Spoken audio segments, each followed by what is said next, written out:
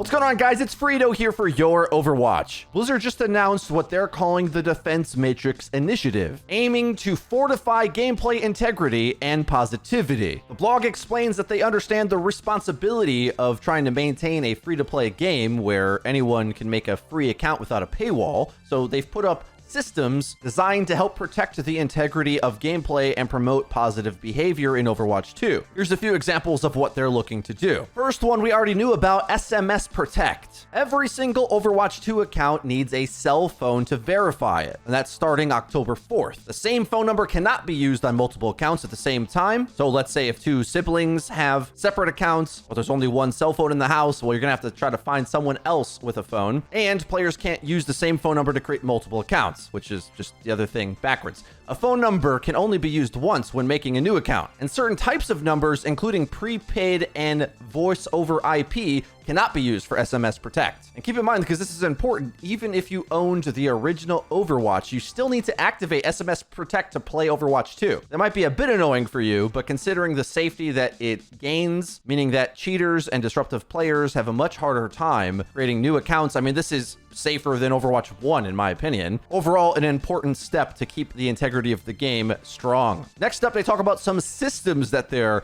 putting into place. I believe this is already in a game like Valorant and many other modern multiplayer games. Overwatch 2 will now be getting machine learning and audio transcriptions. Interesting language on this. They say, for years, our team has used machine learning to detect and prevent disruptive behavior, cheating, and disruptive text chat. And how well do we think that's been going? Hard to say. But they say our detection methods leverage multiple systems, including your in-game reports, to identify behavior that drives down the quality of the in-game experience.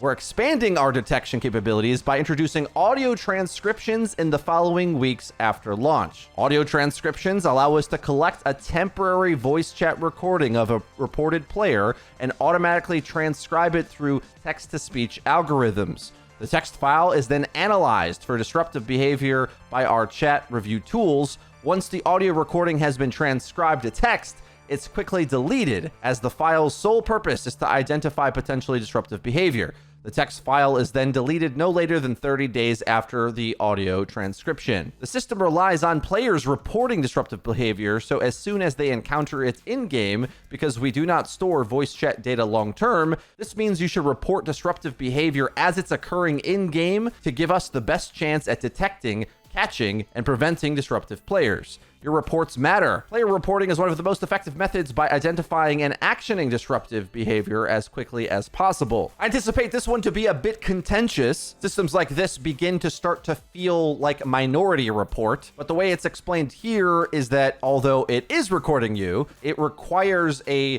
player report for the system to go back and utilize that recording to check to see if that behavior was disruptive or not. Now, they don't go into detail about what level of scrutiny will they have, how easy is it to get a false positive, for example. This explanation here is quite brief and doesn't answer a lot of pretty obvious follow-up questions, but since so many other games have already put this in, this isn't a new thing. While I'm sure Blizzard will get blowback for instituting this, it's sort of an industry standard now, whether we like it or not. I would hope that like gamer trash talk is okay, and something like, hey, could we swap to counter this? You know, Overwatch related things based around teamwork. Sometimes that gets called toxic, and I don't think it is. So we'll have to see how this is actually instituted before we truly know the effect it's going to have on the game. Now, with the free account problem, you might also be worried about Smurfs, or how easy it is for disruptive behaviors, hackers, etc. to get back into like your competitive matches, for example. To solve that, they have a more complicated first-time user experience. Now, this is specifically designed for brand new players who make their account post-launch. I believe if you already own Overwatch 1 and you're a diehard, these new things don't apply to you, but instead to the new accounts and Smurfs and all that will be created after the game comes out. So they say they want the first-time user experience to welcome players gradually into Overwatch 2, as they've seen consistent feedback from new players feeling overwhelmed by numerous game modes and heroes. New players begin with access to a limited set of modes, heroes, and other restrictions to onboard them more gradually. Remember, they're going to have like 35 heroes in the game to interact with. If you've never played Overwatch before, that's quite a lot. The blog continues in saying the first phase of our new first-time user experience rapidly unlocks all the game modes and the ability to chat in-game. That's interesting. You can't just make a brand new account and spam offensive chat. The second phase unlocks all the original heroes over the course of an approximately 100 matches. That's quite a while, I think. This focused experience eases new players into the world of Overwatch by teaching them about different modes, rules, and other high-level aspects of the game in an approachable way. How is it gonna do that? Like, does it explain what contesting the payload looks like, or how to trigger overtime, what high ground is? Like, what is it actually teaching? I'm quite interested in this. We'll have to find out what that is later. Most first-time user experience restrictions are lifted while in a group, so new players can team up with their friends at any time to play almost any game mode. Competitive, though, is the exception to this rule because new players must complete a specific challenge to access this game mode. Requirements to enter competitive mode are changing with Overwatch 2. We were removing player levels in games, so instead of having to reach a certain level, new players are now challenged to win 50 quick play matches. You have to win! You hear that? That's kind of nuts. This gives new players time to prepare for the higher expectations that come with competitive, while long-term players don't feel discouraged by teammates who have less experience.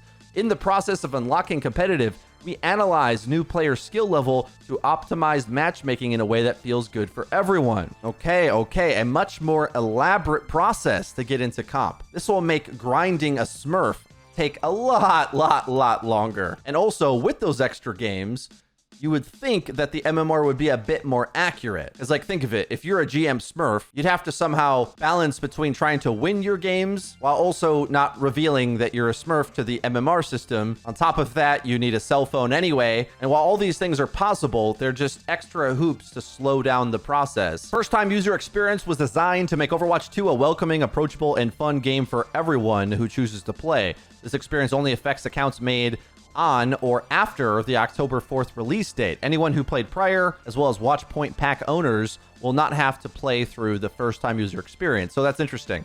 Does that mean with the Watchpoint pack, you get all of the old heroes? It sounds like that. But new players in the free-to-play route have to work for accessing the Overwatch 1 stuff. And I'm a bit curious on this, because on one hand, it's like, okay, this is a bunch of hoops to jump through. On the other hand, they did just say you could just buy the Watchpoint pack and bypass all those hoops. Is that going to be a thing indefinitely? But either way, you have to win 50 matches to get into competitive, so don't get too worried. But there is a cute little backdoor for Blizzard to still make money during the process of people trying to make Smurf accounts, of course. Next up is endorsements. Endorsements are being changed where there will only be a single endorsement category per match, and you can only endorse players on your team. They say through this change, positive players will have an easier time achieving and maintaining high endorsement levels by just making the system a lot simpler, less options to avoid maybe the choice paralysis. And they say our goal is that players recognize and aspire to be positive forces in our community, and we plan to award a battle pass experience to players with high endorsement levels to show our appreciation. So that's something useful. Now, some major changes to the pre-competitive match screen.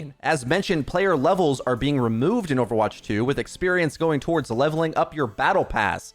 This means portrait borders that symbolize player level are going away from all game modes in Overwatch 2, but also competitive skill tiers will no longer be displayed before each competitive match, so you won't be able to see the rank of your teammates in game. Now, we don't know yet when Competitive 2.0 is going to launch or when we'll hear more information about it, but based on how they've said so far that they're reworking things, it sort of feels like they're just trying to get that number information away from your eyes, so you just play the game. Like, stop worrying about min-maxing your team and all that. That's not what Overwatch 2 is about. Just do your job and try your best and have fun. I think is the right environment. The blog goes on to say, instead of the skill tiers being shown at the pre-competitive match screen, players will have customizable name cards and titles to display along their in-game name and player icon. There are a few reasons for this change. We found this to be a pain point for competitive, as some players were passing judgment on their teammates before the match begun.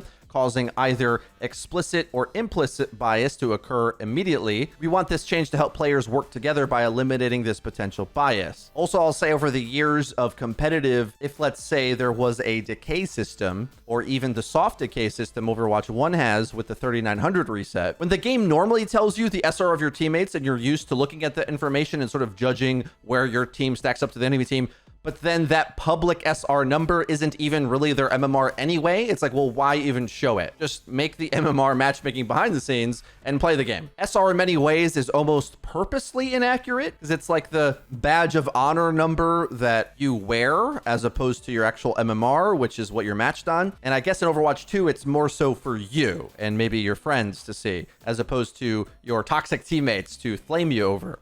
All right, next up is the ping system, which we already know a lot about. They go on to say this system enhances voice communication while also providing alternate ways to share information with your team. So you don't have to even talk in Overwatch 2, I feel, with the wealth of options with the ping system. I absolutely love it myself. We also understand that some players do not wish to participate in voice chat at all. And our hope is that this system is valuable to those players. I also think it's just so much clearer to say exactly where you're going to go in 3, 2, 1. I'm defending here, going in. It's just better than voice communication in a lot of cases. And that's credit to the design team that worked on that system. General chat is being removed from the game. I'm not even going to read this. Duh.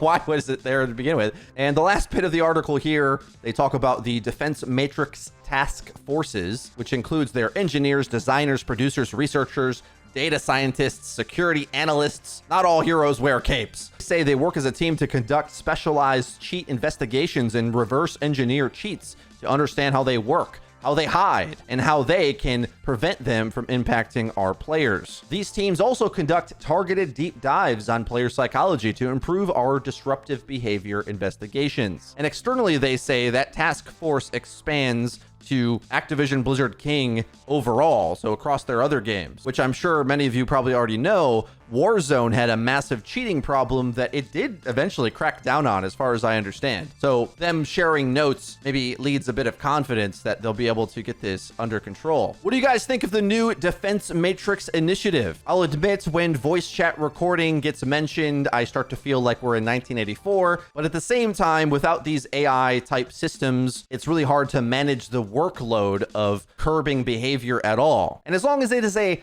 delicate tool, as opposed to a sledgehammer, I think all of these will line up to make Overwatch 2 a better place to play than even Overwatch 1. I hope Overwatch 2 gets and maintains a strong reputation in this regard, because we certainly can't have cheaters and toxic players infesting our game come October 4th. So this is all very good news. If you enjoyed this video, please be sure to leave it with a like, and don't forget to subscribe and click the bell icon to actually get notified when our videos go live. That's been it for me. I've been Frito for your Overwatch. I'll see you guys next time.